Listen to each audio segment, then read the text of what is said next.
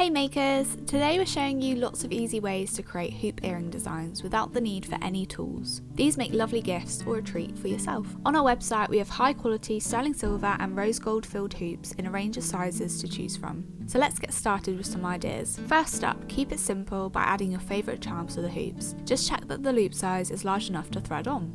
Here we're using our elegant starfish charms. You can also choose from a range of large holed gemstone beads like these Amazonites, which you can easily thread onto the hoops, great for adding a pop of colour.